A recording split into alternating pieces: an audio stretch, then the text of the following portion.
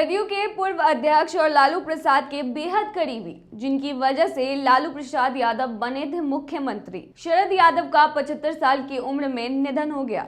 उनकी मृत्यु दिल्ली के एक निजी अस्पताल में हुई। उनकी बेटी सुभाषिनी यादव ने रात के लगभग 11:15 बजे के करीब सोशल मीडिया पर उनके निधन की जानकारी दी। सुभाषिनी ने ट्वीट कर लिखा, पापा नहीं रहे। उनकी उम्र 75 साल थी। दिल्ली के छतरपुर में उनके आवास पर पार्थिव शरीर अंतिम दर्शन के लिए रखा गया है। कल होशंगाबाद के बाबई तहसील के आखमऊ गांव में उनका अंतिम संस्कार किया जाएगा। शरद यादव का जन्म यूं तो मध्य प्रदेश के होशंगाबाद में हुआ था, लेकिन उन्होंने बिहार की राजनीति में निर्णायक भूमिका निभाई है। तो चलिए हम आपको उनके राजनीति करियर से रूबरू कराते हैं, साथ ही बताएंगे कि कैसे मध्य प्रदेश के शरद बन गए बिहार के लोकप्रिय। नमस्कार, मैं हूँ प्रिया झा और आप देख रहे हैं daily city news. Sharad Yadav Bharat के संभवतः पहले ऐसे नेता हैं जो 3 राज्यों से लोकसभा का चुनाव जीत चुके हैं। जो भी उनसे मिलता था वो यही कहता था कि शरद यादव की राजनीति की पकड़ का कोई तोड़ नहीं है। उनका राजनीतिक करियर तो छात्र राजनीति के रूप में ही शुरू हुआ था, लेकिन सक्रिय राजनीति में उन्होंने साल 1974 में पहली बार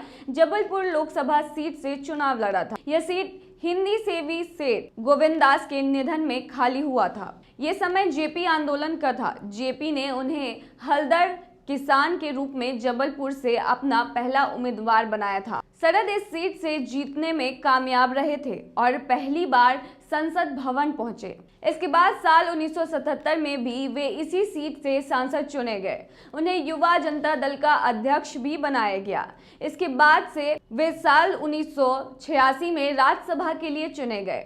राज्यसभा जाने के 3 साल बाद 1989 में उन्होंने उत्तर प्रदेश की बदायूं लोकसभा सीट से चुनाव लड़ा और जीत भी लिया। शरद यादव 1989 से 90 तक केंद्रीय मंत्री रहे। उन्हें टेक्सटाइल और फूड प्रोसेसिंग मंत्रालय का जिम्मा सौंपा गया था। यूपी के बाद उनकी एंट्री बिहार में हुई। 1991 में वे बिहार के मधेपुरा लोकसभा सीट से सांसद बने। इसके बाद उन्हें 1995 में जनता दल का कार्यकारी अध्यक्ष चुना गया और साल 1996 में वे 5वीं बार सांसद बने।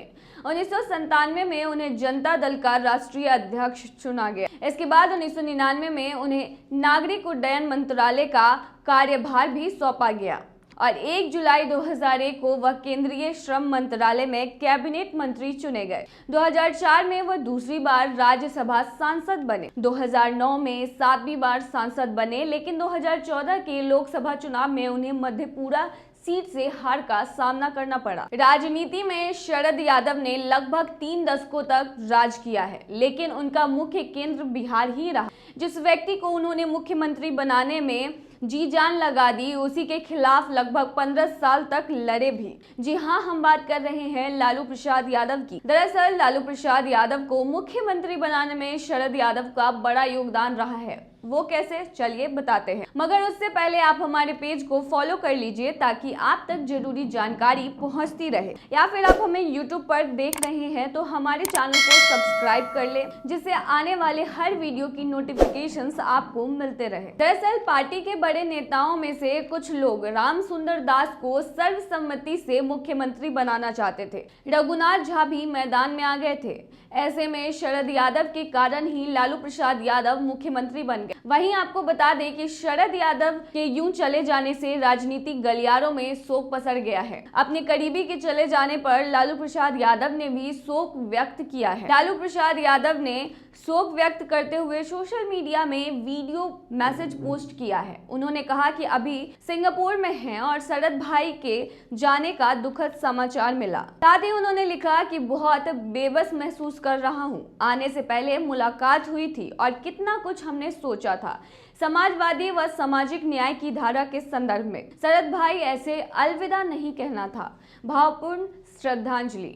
वहीं आपको बता दें कि शरद यादव नीतीश कुमार से भी बेहद करीब थे, लेकिन 2017 में जब नीतीश कुमार ने महागठबंधन का साथ छोड़ा तब शरद नीतीश के बीच ऐसी खटास पैदा हो गई कि उन्हें जदयू से निकाल दिया गया था। नीतीश कुमार के साथ राजनीतिक मनमुटाव के चलते शरद यादव ने 2018 में जदयू से बगावत कर लोकतांत्रिक जनता दल नाम से अपनी अलग राजनीति पार्टी का गठन किया। शरद ने 2019 में विपक्ष को एक करने की कोशिश की थी। इसके बाद वह लालू प्रसाद के करीब आए। 20 मार्च 2022 को उन्होंने अपनी पार्टी लोकतांत्रिक जनता दल का विलय राजद से किया। उन्होंने पूरे देश में विपक्षी नेताओं के साथ साझी विरासत यात्रा शुरू की। तब राहुल गांधी से भी उनकी नजदीकियां बढ़ी थी। 2019 का लोकसभा चुनाव हारने के बाद शरद यादव बीमार रहने लगे थे। वह दो टूक बोलते थे, इस कारण कई बार विवादों में भी आ जाते थे। वह पिछड़ों के हितों की मजबूत आवाज थे और मंडल आंदोलन का चेहरा भी रहे। वहीं आपको बता दें कि पूर्व मंत्री काफी दिनों से बीमार चल रहे थे। उनकी तबीयत बिगड़ती जा रही थी और उन्हें गुरुग्राम के फोर्टिस अस्पताल में भर्ती कराया गया था। फोर्टिस मेमोरियल रिसर्च इंस्टीट्यूट ने बयान जारी कर कहा कि शरद यादव को अचेत अवस्था में यहां लाया गया था। जांच करने पर उनकी कोई पल्स या रिकॉर्डेबल ब्लड प्रेशर नहीं था। एसएलसी प्रोटोकॉल के तहत उनका सीपीआर किया गया। सर्वोत्तम प्रयासों के बावजूद उन्हें बचाया नहीं जा सका और रात के लगभग 10:19 पर उन्हें मृत घोषित कर दिया गया।